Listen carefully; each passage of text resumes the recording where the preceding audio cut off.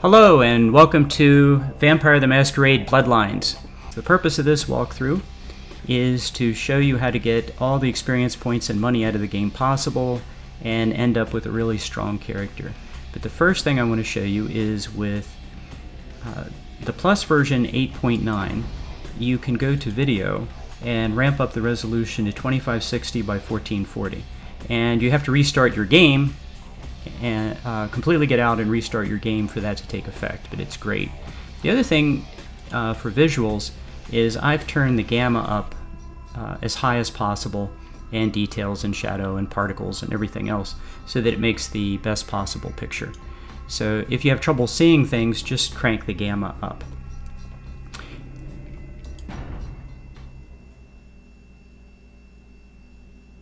This thing is loaded with spoilers, and it's really intended for people who've played the game a few times and now want to figure out how to get everything out of the game they possibly can.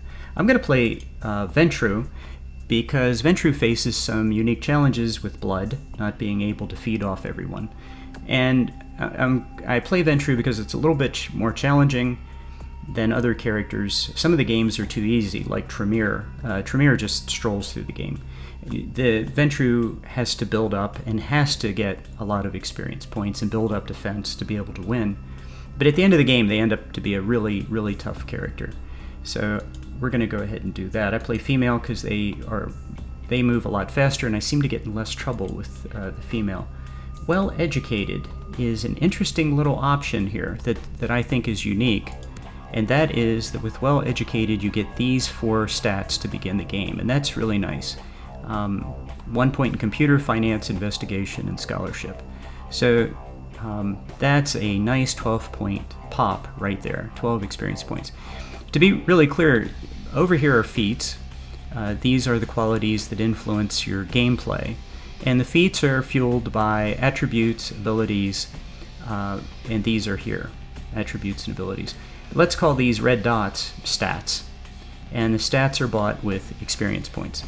So in the course of the game, you can get 500 experience points worth of stats, and you can drive up your feats to 9, 10, and 11 over here on just about everything. 9, 10, and 11.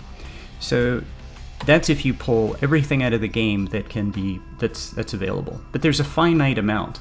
So in order to get everything out of the game, you have to look at the entire game as one very large puzzle.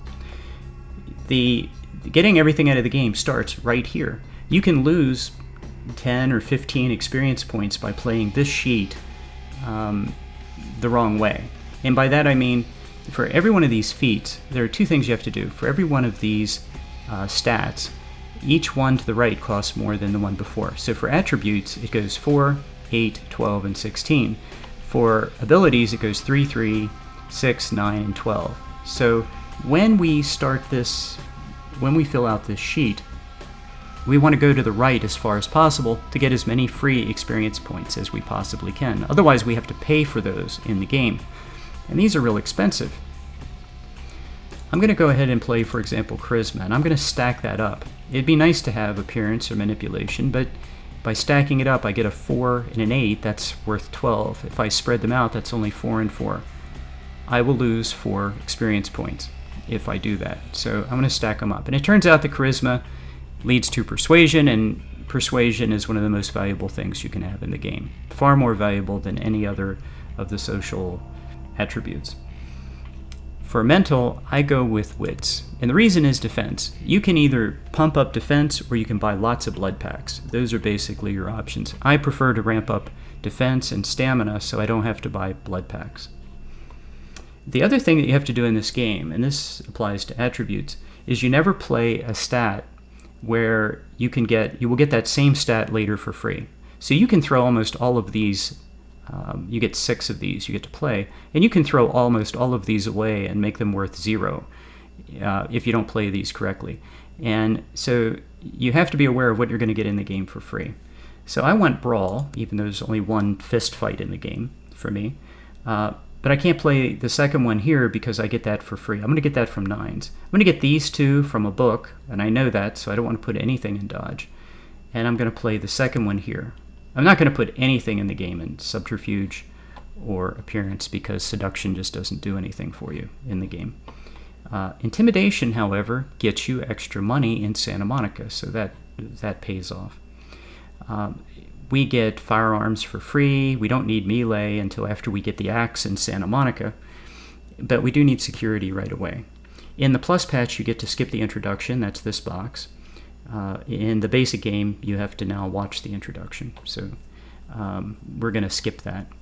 Scholarship is probably the most important thing for me of all of these, because I want to read every book in the game. In this game, I'm going to read every single book. So I crank that up, but I don't want to play here or here because I'm going to get that from Beckett. I'm going to get this from Fat Larry. I'm going to get this from a book. And by playing here, which is the only thing left, I will actually get 2 extra experience points in Santa Monica, and I'll get those from Knox. I'll catch him in a lie. But you can only catch him in a lie, in a deception, if you have investigation at 2. And by playing here, I now will have that. Dominate, go down to the disciplines. Dominate isn't that useful, unfortunately, and it's real expensive in blood.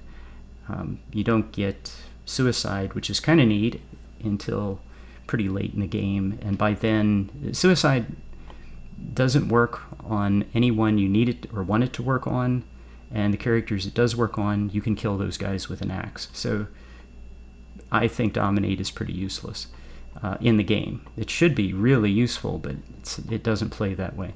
Fortitude and Presence, I usually shift between these two. They're both really nice. This wraps up your soak feats. I kind of like this Fortitude more because it lasts for 25 seconds. Presence lasts for 16. But this is pretty much a call. You only need one of these to win the game, although we'll have both, but you only need one. 2 is kind of overkill. And with that, we have finished the status sheet, and we're going to move on to the tutorial.